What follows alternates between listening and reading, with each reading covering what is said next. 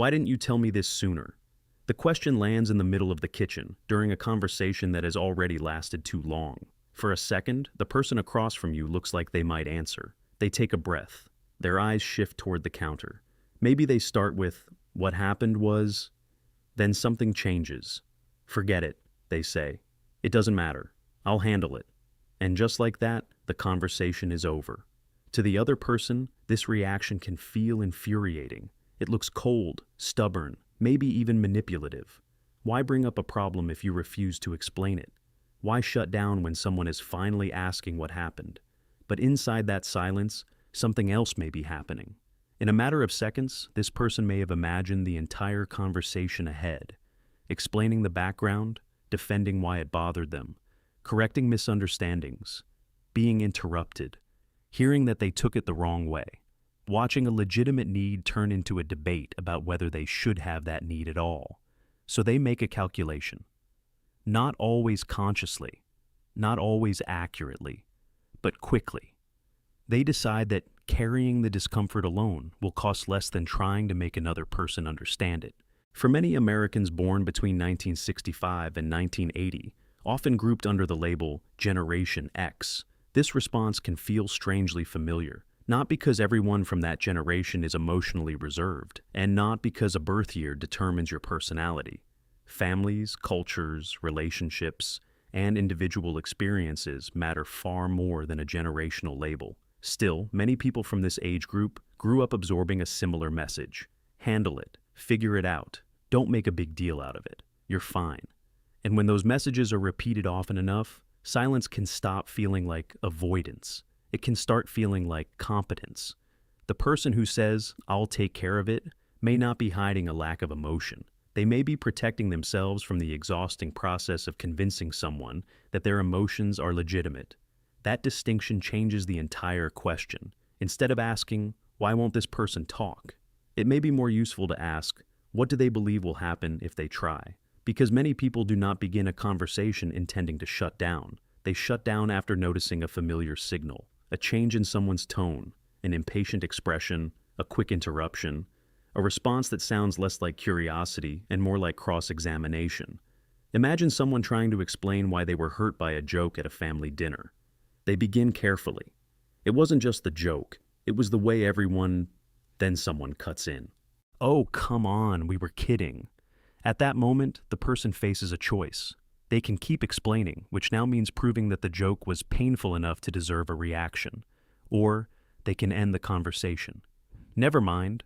From the outside, never mind sounds dismissive. From the inside, it may mean, I can already see where this is going, and I don't have the energy to put my feelings on trial. Explaining yourself requires more than words. It requires emotional exposure. You have to organize something that may still feel confusing, put it into language, and trust that the person listening will not immediately distort it, minimize it, or use it against you. That is a significant risk, and the mind learns from repetition. When speaking honestly leads to understanding, you become more willing to speak again. But when speaking leads to ridicule, interruption, judgment, or a lecture, the brain begins to predict that outcome before the conversation even starts. Eventually, silence becomes efficient. Not necessarily healthy, not necessarily unhealthy, efficient. You skip the explanation and move directly to problem solving. You fix the broken thing yourself. You make the appointment. You change your plans. You stop asking for help. You lower your expectations before anyone gets the chance to disappoint you. And because the strategy works in one sense, it becomes harder to question. The problem gets solved, the task gets done, the conflict ends.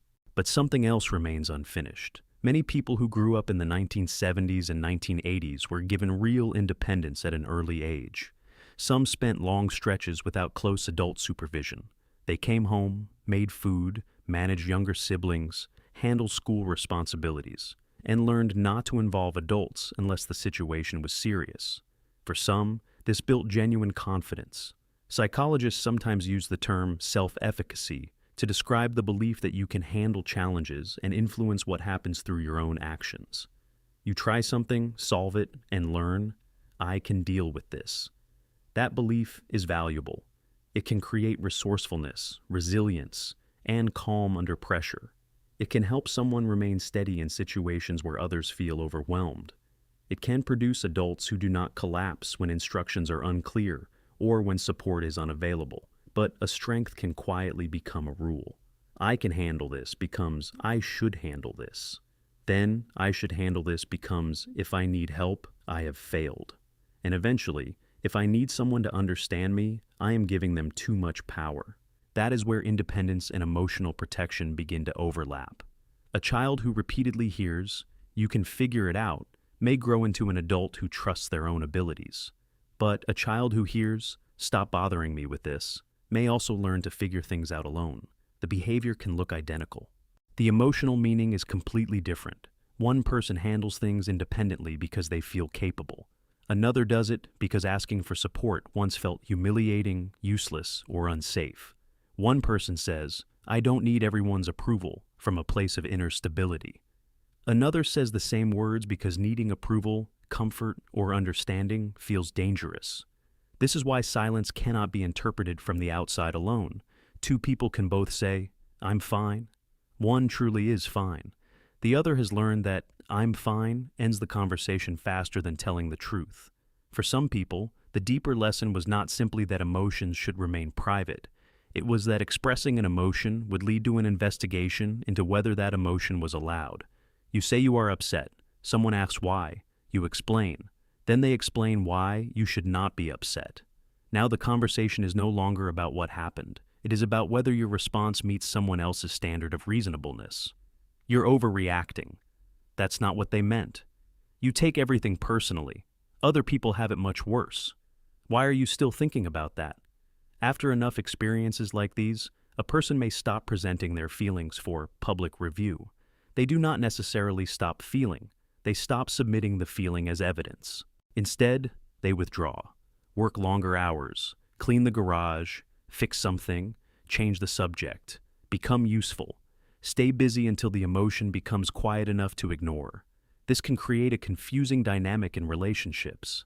Someone may appear emotionally unaffected during a painful moment, only to become irritable hours later over something minor. They may stay calm during an argument, but become distant for several days. They may say they do not care, while their body remains tense and alert. The emotion did not disappear. It changed form. When people lack a safe way to express vulnerability, they often regulate tension through action, distance, control, or routine. Doing something feels safer than revealing something. A problem can be repaired. A feeling has to be received. And reception depends on another person. That dependence is exactly what some people learned not to trust. This is also why explaining a decision may feel surprisingly threatening. Suppose someone turns down a family gathering. They could say, "I've been exhausted and I need the weekend to recover." But they already anticipate the responses. "You can rest another time." "Everyone is tired." "You never make an effort." "Just come for an hour." Each reason becomes an opening for negotiation. So instead, they simply say, "I can't make it." When pressed, they become irritated. Why? Because to them, the explanation does not feel like communication. It feels like surrendering control of the decision. If they reveal the reasons, the other person may treat those reasons as objections to overcome. The conversation becomes a courtroom. Every boundary needs evidence. Every preference needs a defense. Silence keeps the decision inside their own territory. No explanation means no argument. No argument means no one can talk them out of what they already know they need. This can be connected to what psychology calls a locus of control, the degree to which people feel that their lives are directed by their own choices or by forces outside them.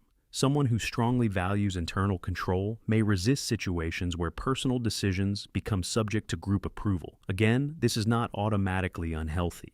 Adults do not owe everyone a detailed account of every boundary, choice, or feeling. Privacy is not dysfunction.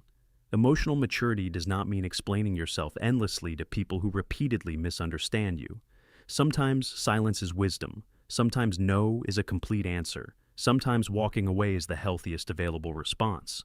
But there is an important difference between choosing not to explain and feeling unable to explain. Healthy autonomy is flexible. A secure person can say, "I've made my decision and I'm comfortable with it." They may offer context when the relationship matters, but they do not collapse if the other person disagrees. Defensive silence is more rigid. The person may feel tension before the conversation begins. They may experience questions as pressure, even when the questions are gentle. They may hear curiosity as criticism, because criticism is what curiosity used to become. The difference is not how much someone talks. The difference is whether they still have a choice. Can you explain yourself when you decide the relationship is worth the effort? Or does your body shut the door before you have evaluated who is standing outside? That question matters because a strategy can continue long after the environment that created it has changed. A person may have grown up around adults who were dismissive, distracted, emotionally unpredictable, or overwhelmed. Silence made sense there. It reduced conflict and protected dignity. But decades later, a spouse may ask, "What happened?" with genuine concern. A close friend may say, "Help me understand." An adult child may want to know what their parent needs, and still the old response appears, "Nothing. I'm fine. Don't worry about it." The present person is being answered as though they were someone from the past. This is how old protection can become present isolation. The strategy still prevents disappointment, but it also prevents evidence that disappointment is not inevitable, and then a painful cycle begins. You do not communicate what you need. Other people fail to recognize it. You conclude that nobody notices or understands. So you become even more self-reliant. You take on more responsibilities. You stop requesting support. You become known as the person who can handle anything. People admire your strength. They also assume you do not need much. Then resentment appears. No one ever helps me. No one thinks about what I need. I always have to do everything myself. The resentment is real, but sometimes the people around you are responding to the version of you they have been allowed to see, capable, private, undemanding, and always in control. They may not know that underneath "I've got it" is a quiet wish for someone to say, "You shouldn't have to carry all of it." The cruel part is that the silence can seem to prove its own belief. You expect people not to understand, so you reveal very little. Because you reveal very little, they misunderstand. Their misunderstanding confirms that explaining would have been pointless. The cycle closes, and the identity grows stronger. I'm just not the kind of person who talks about feelings. I don't need people. I've always handled things on my own. Maybe that is partly true, but sometimes identity is built around an adaptation. You were useful because being useful created stability. You became low maintenance because having needs caused tension. You became private because privacy protected you from judgment. Over time, what you learned to do became who you believed you were. There is dignity in that adaptation. It may have helped you survive difficult environments, unpredictable relationships, or years when emotional support was not readily available. But survival strategies often make permanent claims about temporary conditions. They say, "This is how people are. This is what always happens. This is the only safe way." And those claims can go unchallenged for decades. So the most useful question may not be, "Should I speak or stay silent?" It may be, "What is my silence doing right now? Is it preserving your peace or protecting you from the possibility of disappointment? Are you refusing to explain because the other person has repeatedly shown that they will not listen? Or are you predicting their response before they have a chance to give one? Are you standing in your autonomy or defending yourself from the feeling of needing someone? Do you truly not need to be understood? Or did you learn not to expect it? These questions are uncomfortable because they do not condemn the silence. They ask you to become more precise about it. The goal is not to start explaining yourself to everyone. That can become another trap. You do not have to provide a personal history every time you set a boundary. You do not have to persuade people who are committed to misunderstanding you. You do not have to turn every conflict into an emotional summit meeting. But you can begin separating explanation from permission. Explaining why something matters to you does not mean the other person gets to decide whether it should matter. Sharing your reasons does not mean those reasons are open for negotiation. Naming a feeling does not mean you are asking for a verdict. You can say, "I'll explain what happened, but I'm not willing to debate whether I'm allowed to feel this way." You can say, "I want you to understand my decision, but I'm not asking you to approve it." You can say, "I need help with this," without turning the request into a confession of failure. That is not dependence in the helpless sense. It is emotional flexibility. It is the ability to remain the author of your experience while allowing another person to read a page. A small experiment can reveal a great deal. The next time you feel the words "forget it" rising in your throat, pause for a few seconds. Do not force yourself to disclose everything. Just notice what you are expecting. Are you anticipating an eruption, ridicule, a lecture, pressure, indifference? Then ask yourself whether that expectation belongs entirely to the person in front of you, or partly to someone who taught you what conversations like this were supposed to become. You may still choose silence, but now it is a choice made in the present, not an automatic command from the past. And if you decide to speak, you do not have to begin with a perfect explanation. You can begin with the difficulty itself. It's hard for me to explain this because I'm expecting it to turn into an argument. I'm used to handling things alone, so asking for help feels uncomfortable. I want to tell you what happened, but I need you to listen before trying to fix it. Those sentences do more than communicate information. They show the other person how to make the conversation safer, and their response gives you useful evidence. A trustworthy person does not always respond perfectly, but they become curious. They slow down. They resist the urge to immediately defend themselves. They show that your honesty will not automatically be used to take control away from you. An unsafe person may mock the vulnerability, dismiss the feeling, or turn your explanation into ammunition. The point is not that speaking always leads to closeness. The point is that conscious communication helps you distinguish between people who cannot meet you and people you never gave the chance. Now, return to that kitchen. The question is still hanging in the air. Why didn't you tell me sooner? The person looks away. Their first instinct is familiar. It doesn't matter. I'll handle it. But perhaps it does matter. Perhaps it has mattered for a long time. Maybe the silence was never evidence that they felt nothing. Maybe it was evidence that feeling something, explaining it, and waiting for another person's response once carried too much risk. Maybe they did not become closed off because they lacked emotional depth. Maybe they became skilled at surviving without being understood. That skill deserves respect, but it does not have to govern every relationship forever, because real emotional security is not explaining yourself to everyone. It is knowing that you can speak without giving someone else the right to define your experience. And it is knowing that when you choose silence, you are protecting your peace, not repeating the moment when you first learned that your truth was safer when no one could hear it. If you recognized yourself or someone you love in this, share what silence has meant in your life, and subscribe for more explorations of the hidden psychology behind everyday behavior.